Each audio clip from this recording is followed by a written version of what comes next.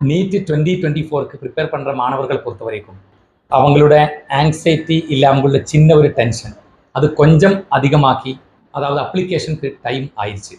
நேற்று என்டிஏ வெப்சைட்டில் டேட் வந்திருக்கு. 1 மந்த் டைம், ஒரு மாதம் டைம் தான் நமக்கு அப்ளிகேஷன் கொடுக்கறதுக்கு இருக்கு.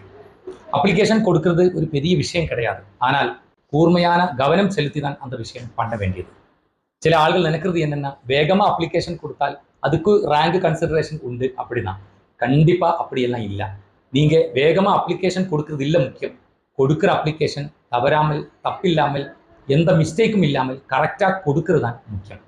அதனால் அப்ளிகேஷன் கொடுக்கிற விஷயத்தில் எச்சரிக்கையா இருங்க.